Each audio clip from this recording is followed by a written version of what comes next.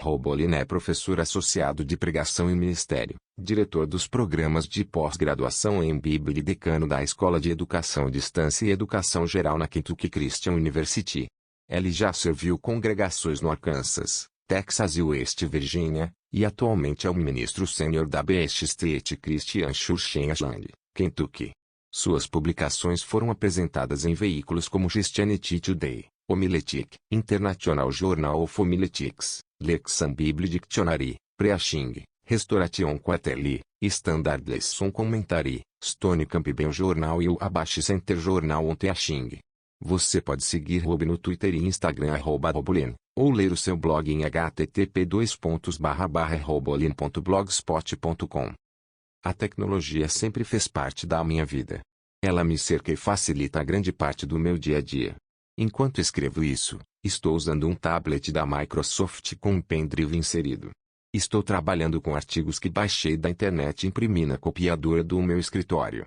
Também estou trabalhando com livros escritos por outras pessoas usando métodos similares, livros que foram impressos por uma editora e depois me enviados após eu fazer um pedido em seu site. Este book visa aprofundar a conversa sobre a intersecção entre a pregação e a tecnologia. A Covid-19 proporcionou uma mudança paradigmática na compreensão e implementação dessa interseção entre a pregação e a mídia. A seguir, vou oferecer uma narrativa pessoal sobre minha história com a tecnologia e o contexto contemporâneo. Depois, abordarei preocupações atuais com a interseção da pregação e da mídia antes de concluir com uma discussão sobre o que está por vir na conversa. Por que o título? O título vem de uma cena de Tron, O Legado, que pode ser um dos filmes mais subestimados de todos os tempos, ou, pelo menos, um dos filmes centrados em tecnologia mais subestimados de todos os tempos. O filme é uma sequência do Tron original, lançado em 1982.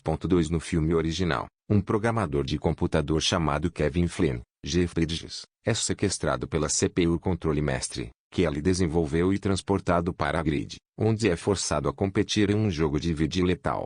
Com a ajuda do herói do jogo, o próprio Tron, Bruce Boxleigh Jr., Flynn derrota o Controle Mestre e retorna ao mundo real.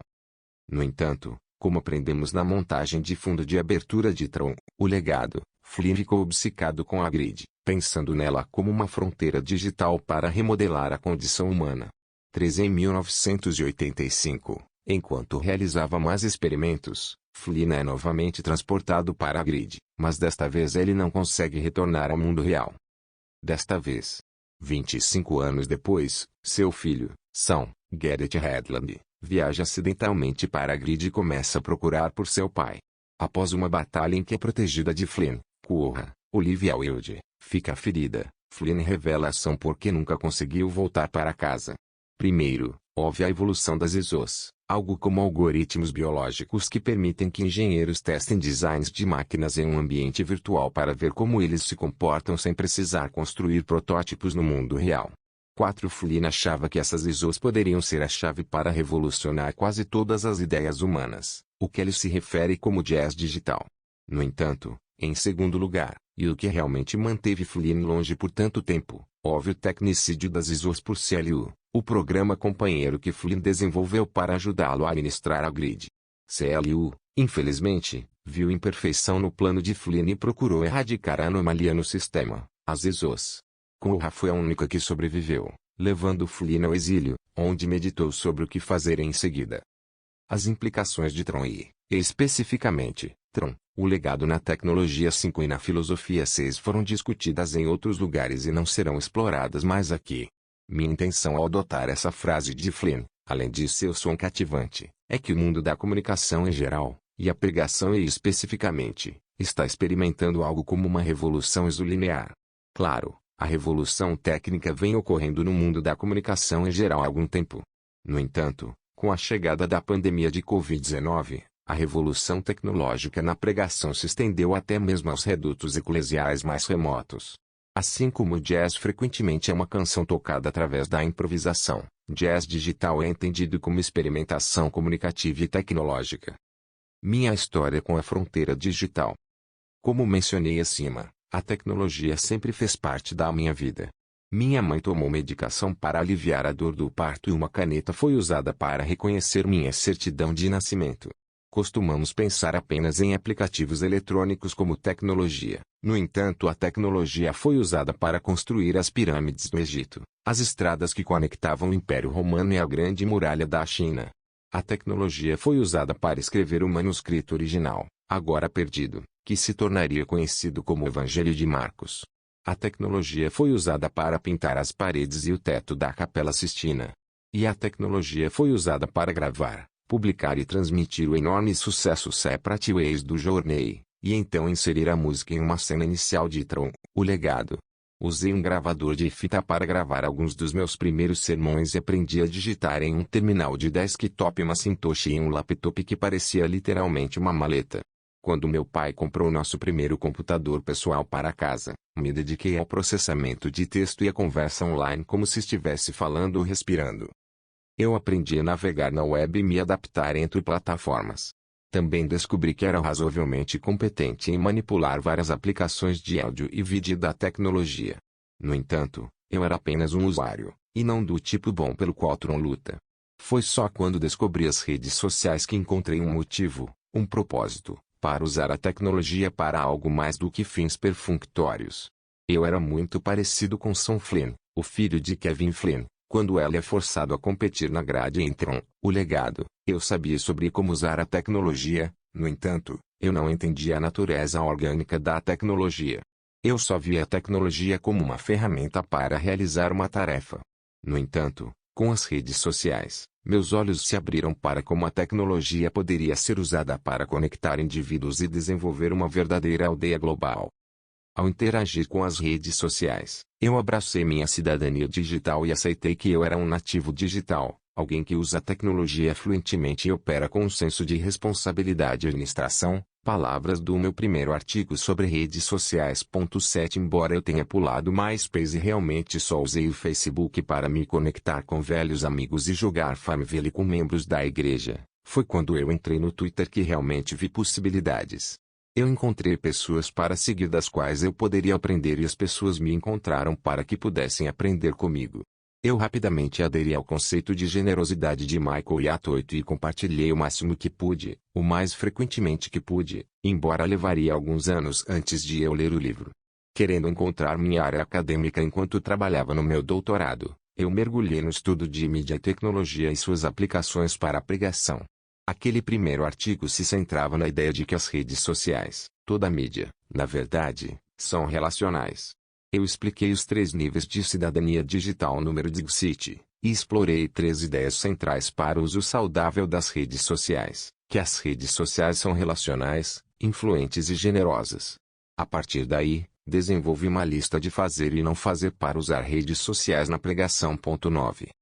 Ao terminar meu doutorado e continuar essa pesquisa, naquele ponto, eu estava ensinando pregação em 3 escolas. Eu pensei que havia sido generoso o suficiente. Era hora de passar para outras coisas.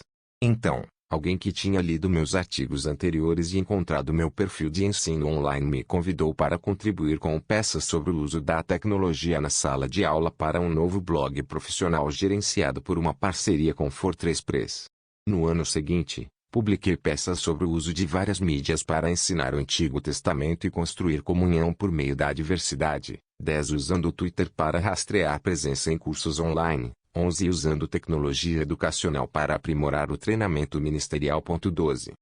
No ano seguinte, publiquei mais 2 peças, uma sobre o ensino de pregação online, onde argumentava que isso não era diferente de ensinar um curso presencial. 13. E outra sobre o uso de várias aplicações de redes sociais na educação religiosa. 14. E finalmente, nos 2 anos que antecederam a pandemia de Covid-19, publiquei outra peça sobre o uso de redes sociais e um aplicativo de organização para debriefing de estudantes em uma conferência profissional. 15. E fui convidado a escrever uma peça sobre como congregações rurais podem utilizar suas conexões comunitárias por meio das redes sociais.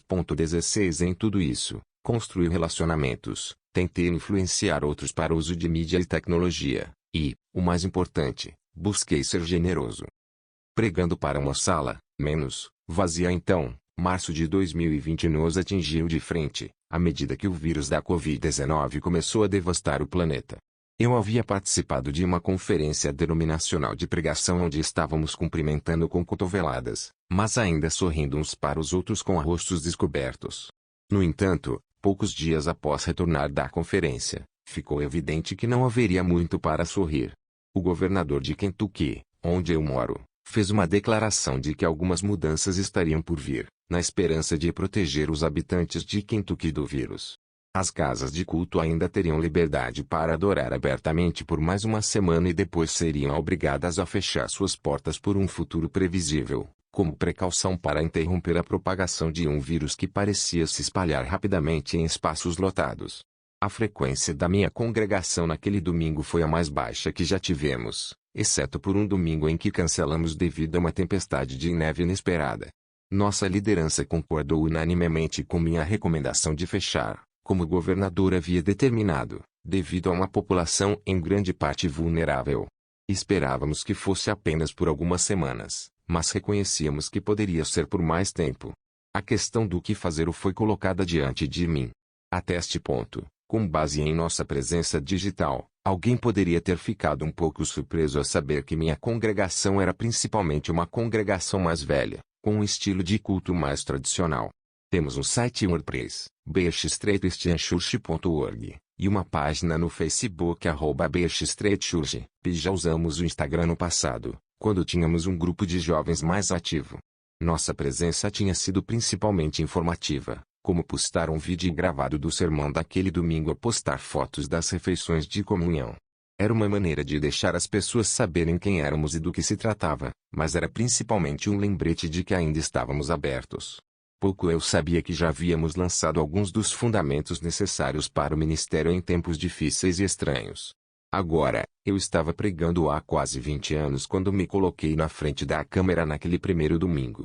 Além do meu treinamento em homilética e comunicação, tenho formação em teatro e já dirigi um grupo teatral universitário, além de ter atuado em várias produções universitárias e regionais. Já apareci em vídeos e podcasts. No entanto, eu não estava preparado para aquele primeiro domingo na frente da câmera. Meu processo de pensamento estava focado em preparar todo o culto, algo que pregadores em minha denominação geralmente não fazem. Eu pensei sobre o chamado para a adoração, geralmente uma leitura dos salmos e a recitação da oração do Senhor, a música. Eu sou desafinado, o sermão, não havia problema lá, e a comunhão, também não era um problema, mas quantas meditações originais eu realmente poderia criar. Eu preparei o sermão e a meditação da comunhão e trabalhei com minha filha para tocar alguma música.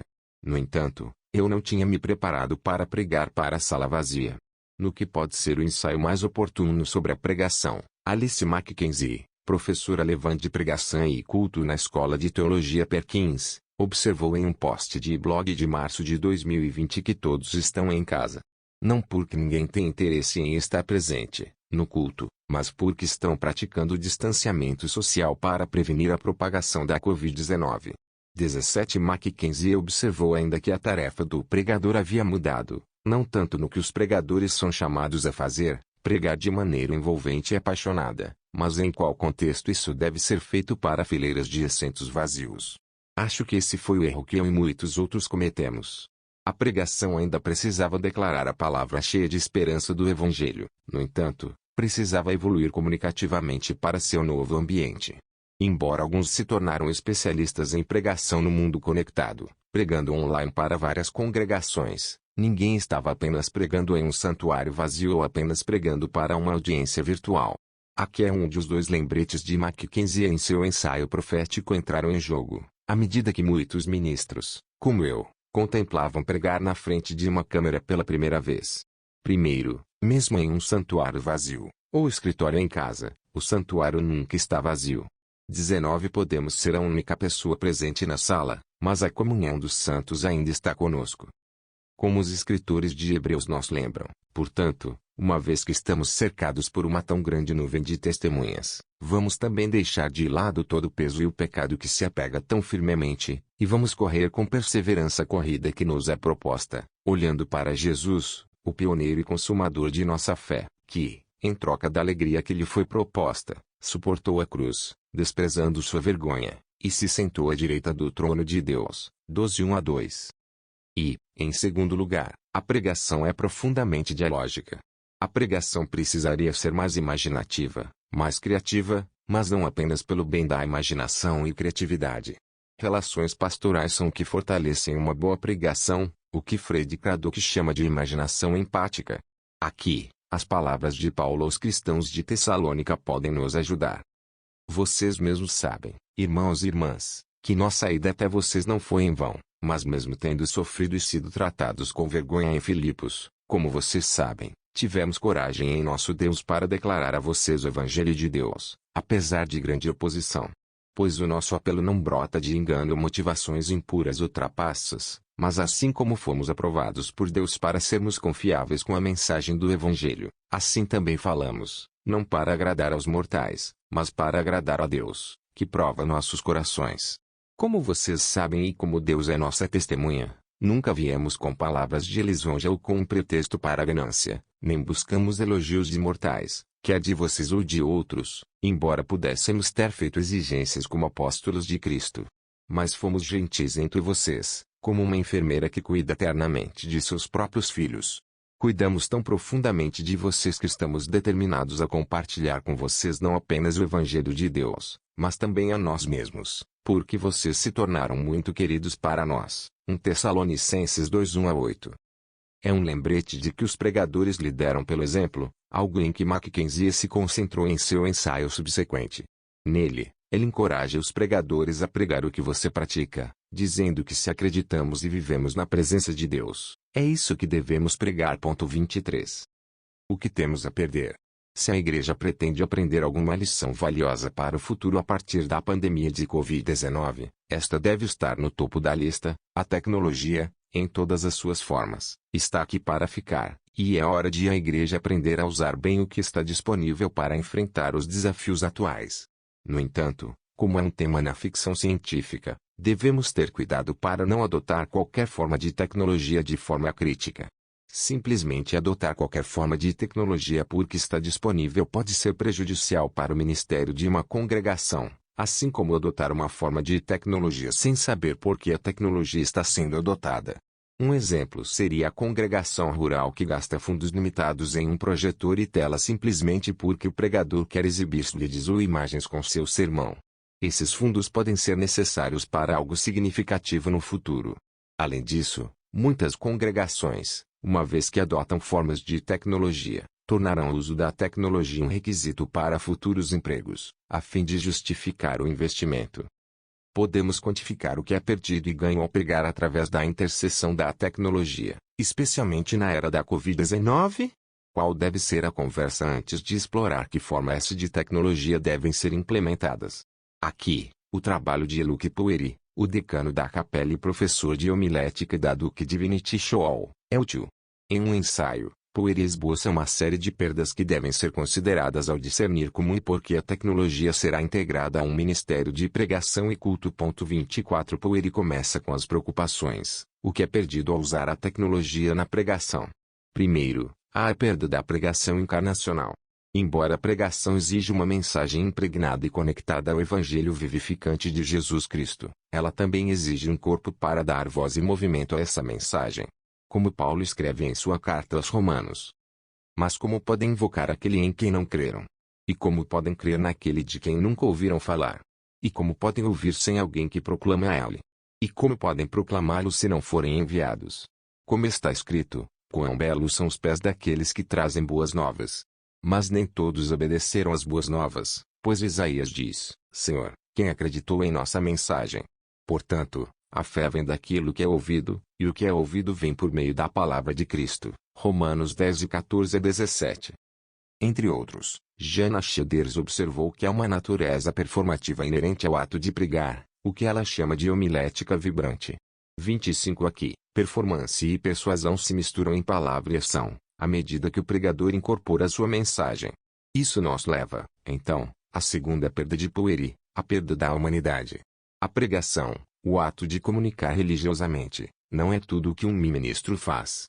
Nós nos conectamos com a congregação por meio da oferta dos sacramentos e atos de serviço, como a oração à beira do leito hospitalar ou servir comida em uma refeição de confraternização.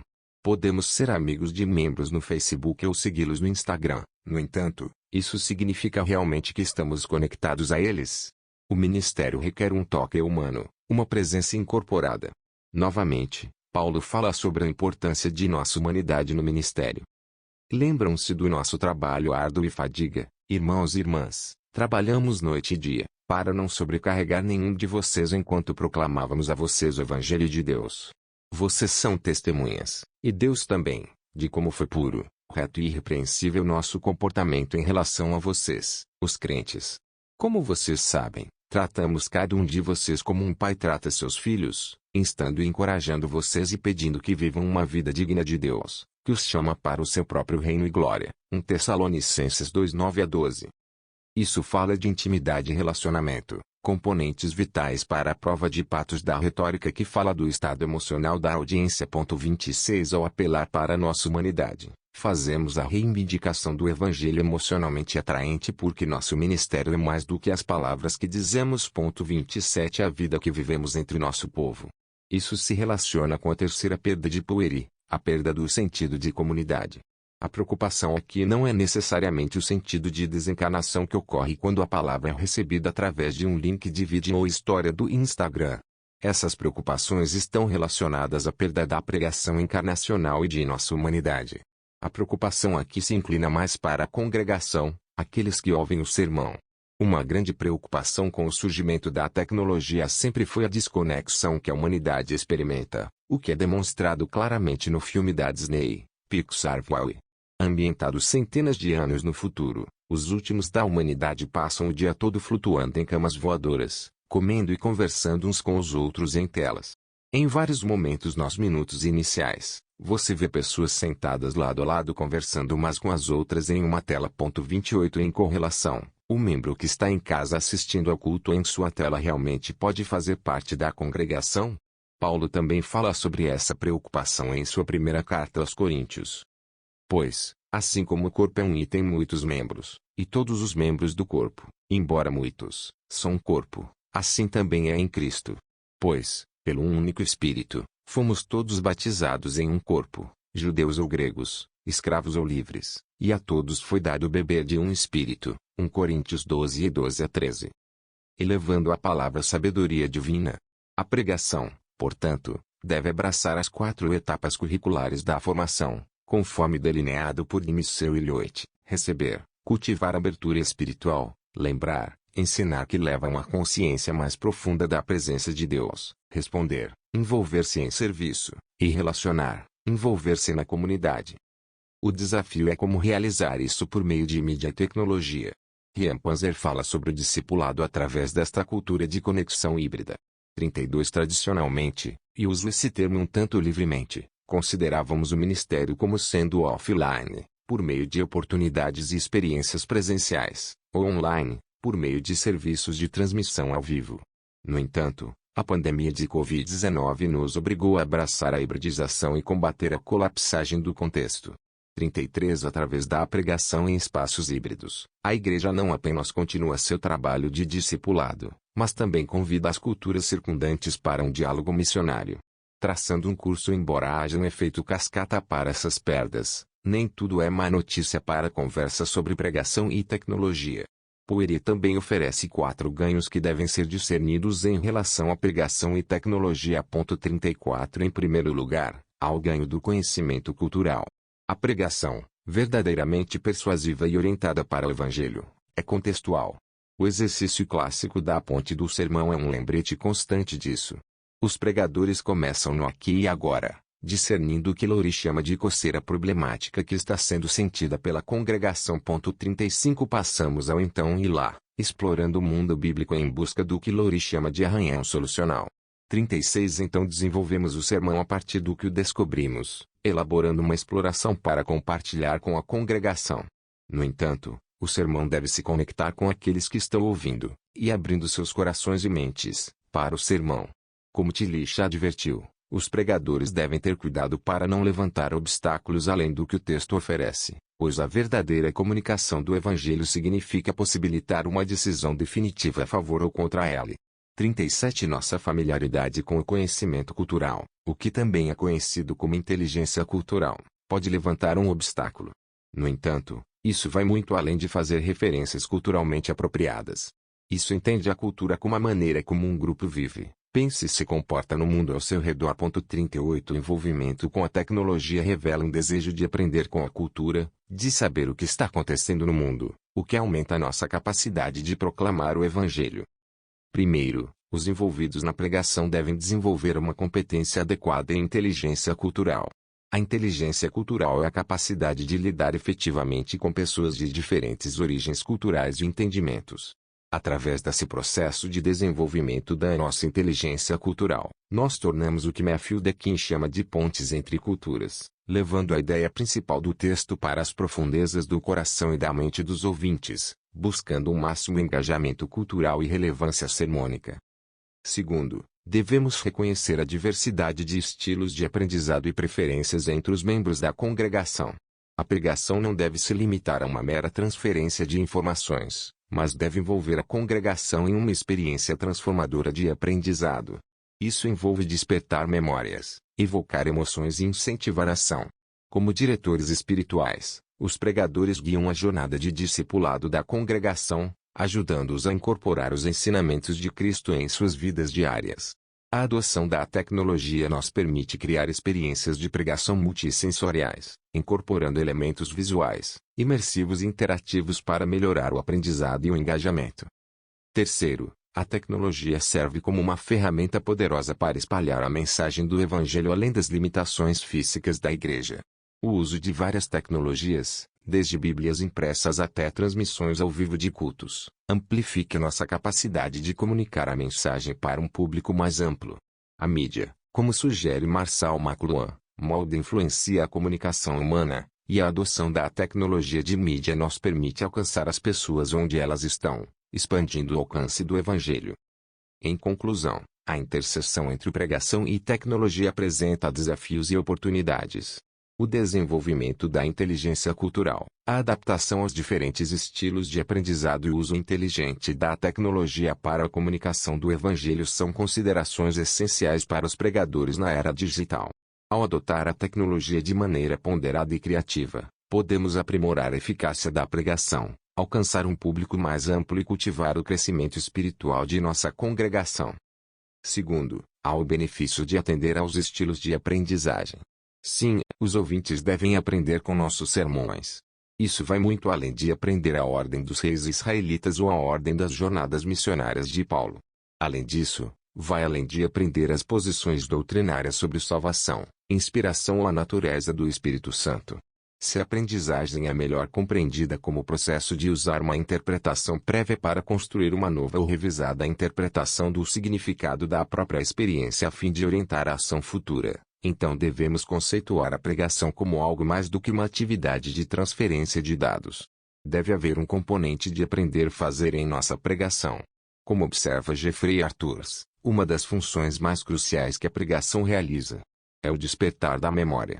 No despertar da memória, os ouvintes passam a ação, crescendo na imagem de Cristo. Romanos 8:28 a 30, 12:1 a 2, 2 Coríntios 13:18, Efésios 4:22 a 24, Colossenses 1:21 a 23. Portanto, devemos assumir o papel de diretor espiritual, aquele que orienta a congregação nos caminhos misteriosos do discipulado, abandonando a postura de mero palestrante ou especialista em conteúdo, optando em vez disso por entender a pregação como um processo de moldar homens e mulheres para serem as pessoas que Deus quer que sejam, porque foram nutridos a fazer isso pela palavra. O evento de pregação é um evento de aprendizado e, portanto, um evento de discipulado. Em relação a uma discussão sobre pregação e tecnologia, devemos pensar em como podemos criar um aspecto multissensorial para a pregação, não apenas visuais como apresentações projetadas ou lições com objetos, mas também experiências imersivas, por exemplo, realizar uma refeição com comida fresca durante um serviço de culto jantar. Terceiro, há o benefício de espalhar a mensagem do Evangelho. Pense nisso por um momento. Que tipos de tecnologia você usa na pregação? Você usa uma Bíblia? Você escreve suas notas em papel com uma caneta, digita o sermão em um computador ou faz o upload dele para um tablet? Você usa algum tipo de apresentação visual? Sua congregação transmite seu culto ao vivo? Se a resposta for sim para qualquer uma dessas perguntas, então você usa a tecnologia para pregar seu sermão. A questão não é se usamos tecnologia ou se devemos usar tecnologia, é como usamos a tecnologia. A mídia ajuda a focar um pouco mais a conversa porque é o que permite a natureza funcional da tecnologia. Por exemplo, um iPad sempre será uma forma de tecnologia, quer seja usado ou não. No entanto, um iPad se torna um canal de comunicação quando uso para facilitar um serviço de adoração, ou minha filha usa para criar seu próximo projeto de design gráfico. Com isso, vou utilizar como base a definição clássica de mídia de Marshall McLuhan. Mídia é o que molda e controla a escala e forma da associação e ação humanas. Em outras palavras, a mídia é o que fornece o conteúdo e a lente interpretativa da comunicação humana. Isso auxilia na disseminação do Evangelho, proporcionando-nos o canal para pregar além das paredes de nosso santuário confinado. Para concluir esses pensamentos iniciais, ofereço os seguintes pontos de discussão na esperança de avançar na conversa sobre a interseção entre pregação e tecnologia. Primeiro, aqueles dedicados à pregação devem desenvolver uma competência suficiente em inteligência cultural. De acordo com Ely Young, a inteligência cultural é definida como a capacidade de lidar eficazmente com outras pessoas com as quais a pessoa não compartilha um fundo cultural comum e compreensão. Através do processo de desenvolver nossa inteligência cultural, nós tornamos o que Matthew Deakin chama de pontes entre culturas, onde levamos a ideia principal do texto para os recônditos mais profundos dos corações e mentes de nossos ouvintes, buscando máximo envolvimento cultural e relevância sermônica. Capítulo 1 – Pregação e Criatividade. Você é mais criativo do que pensa. Sim, você é criativo. Agora, repita após mim: eu sou criativo. Eu compartilho isso com todo o grupo de pregadores com quem trabalho, e lembro meus alunos disso com frequência ao longo de cada semestre. Pense sobre isso: se você está pregando semanalmente, deve criar cerca de 45 a 50 novos sermões por ano. Mesmo se você seguir o lecionário, ainda está gerando a maior parte do conteúdo do sermão. Para enfatizar mais isso, se um sermão médio dura 25 minutos, são aproximadamente 20 horas por ano, ou 8 a 10 filmes de estúdio importantes ou 2 a 3 séries completas da Netflix por ano. Se acreditamos que fomos criados à imagem de Deus, então fomos criados para sermos criativos. Efésios 2:10. Como aqueles chamados a articular o Evangelho, somos como Bezalel, que foi preenchido com um espírito divino, com habilidade, inteligência e conhecimento, e com todos os tipos de habilidades, incluindo a habilidade de ensinar. Êxodo 35, 31, 34. Na introdução, observei que o título deste livro foi inspirado em uma linha de Tron, o legado. O conceito deste livro foi fortemente inspirado em algo que Jarey Alcântara fala em seu livro As Práticas da Pregação Cristã. Em sua introdução, Alcântara fala sobre o famoso saxofonista de jazz Charlie Parker. Em 1937, Parker tentou tocar em uma sessão improvisada em um clube de blues em Kansas City. A atuação de Parker foi considerada tão ruim que o baterista jogou um prato em Parker. Humilhando, Parker se dedicou ao galpão, a prática implacável e tenaz de sua arte. Alcântara diz o seguinte sobre a prática em relação à pregação. Por razões que somente Deus conhece, Deus concede uma quantidade surpreendente de agência àqueles que pregam. Em termos simples, Deus deseja pregar através dos pregadores. Assim como em outras áreas de nossas vidas, nós tornamos melhores na pregação quando praticamos. A verdade é que perdemos proficiência em qualquer coisa que não praticamos. Nossa proficiência na tarefa enfraquece ao longo do tempo de maneira muito semelhante a um músculo que enfraquece sem exercício. A prática final neste maravilhoso livro é a criatividade. Alcântara fala sobre como a criatividade ajuda na pregação, ou seja, expande nossa imaginação profética, teológica e pastoral, sobre obstáculos que enfrentamos comumente, ou seja, a falta percebida de criatividade ou distração crônica, e sobre maneiras de cultivar a criatividade, ou seja, buscando diversas vozes de influência, colaborando com outros, envolvendo nossos sentidos. Tudo isso está inserido no conceito de improvisação, o conceito central da música jazz, e da criatividade. Assim como Parker lutando naquela primeira sessão de improvisação, nós, que pregamos, não somos instantaneamente criativos. Leva tempo para experimentar, improvisar, descobrir o que funciona e o que não funciona. Aprendizado multissensorial. Estamos cercados pela criatividade. Nós a vemos quando olhamos para o céu, quando caminhamos em uma praia e quando comemos uma refeição. Nossos sentidos de audição, visão, olfato, paladar e tato estão tão envolvidos que frequentemente não pensamos no que eles fazem por nós. Nossos sentidos nos revelam Deus através da criação. Pense em uma tempestade. Você ouve o estrondo do trovão. Você vê o relâmpago rasgar o céu. Você sente o cheiro da terra sendo nutrida nesse aroma musgoso. Você prova a chuva em seus lábios e sente a chuva em sua pele, toque. Em sua definição mais básica, a criação, o mundo ao nosso redor, é a plenitude da revelação natural. Vemos o que Beth Felker-Nunes chama de autorrevelação de Deus na criação 49, lindamente exibida no Salmo 19, um dos cânticos da Tora. Os céus estão contando a glória de Deus, e o firmamento proclama a sua obra-prima. Dia após dia derrama discurso, e noite após noite revela conhecimento. Não há discurso, nem há palavras, sua voz não é ouvida, no entanto, sua voz se espalha por toda a terra e suas palavras chegam ao fim do mundo. Nosso Deus alarmou uma tenda para o sol, que sai como um noivo de sua tenda de casamento, e como um homem forte percorre seu curso com alegria. Sua ascensão é do fim dos céus, e seu circuito até o fim deles, e nada está oculto de seu calor. 19:1-6. Jesus foi um professor incrivelmente tátil. Ele não apenas pedia às pessoas que o ouvissem, mas também usava lições com objetos. Marcos 12:13-17, refeições, João 6, e passeios pela natureza, Mateus 6:28-31, para ensinar sobre o reino de Deus. Se Jesus aderisse a uma teoria de ensino, provavelmente seria aprendizagem multissensorial. A aprendizagem multissensorial defende uma abordagem imersiva ao aprendizado, onde os 5 sentidos estão envolvidos. Em vez de envolver apenas um sentido, geralmente a audição, o professor envolve o máximo de sentidos possível.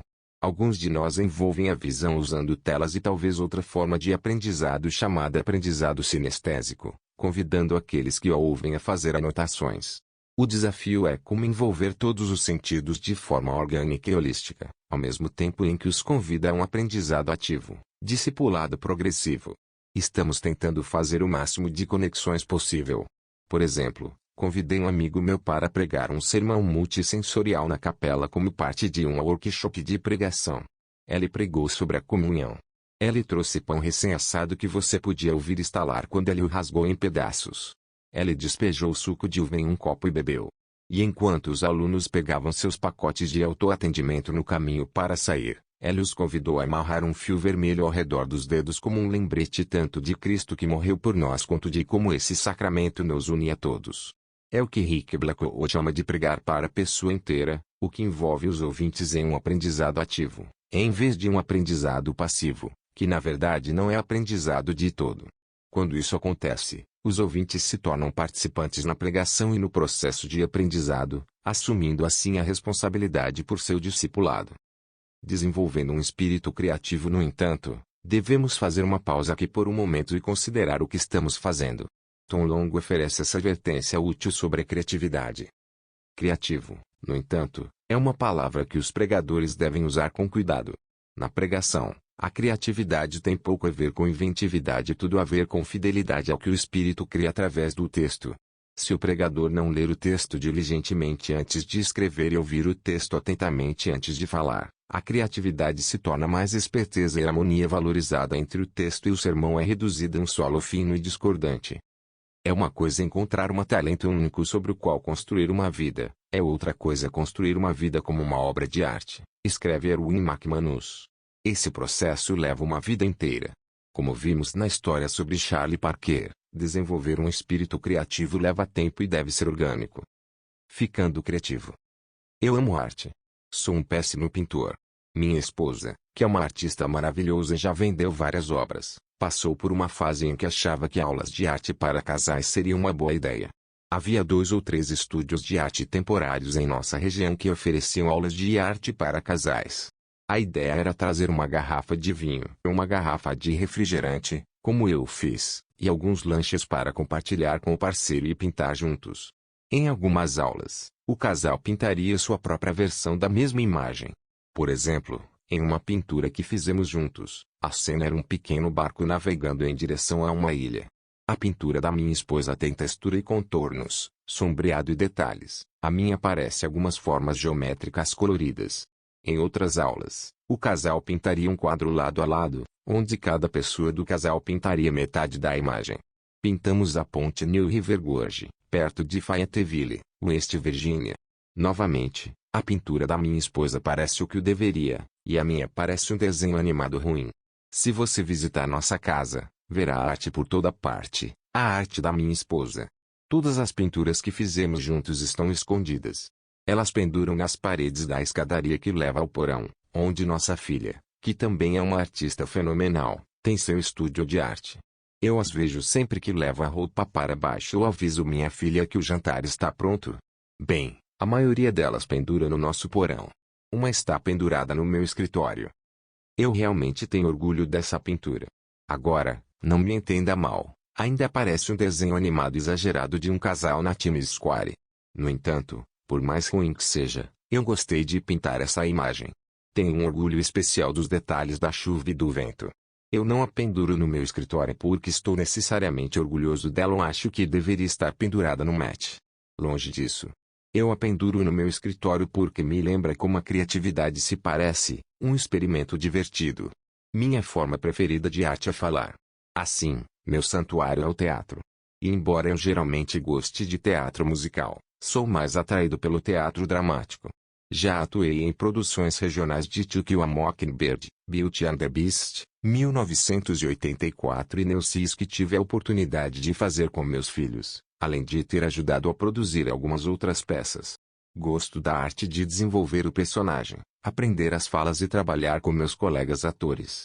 Quando estou no teatro ou subo ao palco, me sinto em casa, confortável, relaxado, bem-vindo. Divirto-me com minha arte, minha habilidade. No entanto, quando olho para aquela pintura do casal na Times Square, lembro-me do momento em que saí da minha zona de conforto e abracei a criatividade de uma maneira diferente. Assumo que você está envolvido de alguma forma no ministério, seja pregando, liderando cultos, plantando uma nova congregação ou talvez trabalhando com jovens.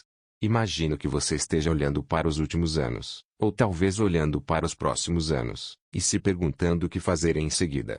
Espero que você leve a sério a minha advertência inicial.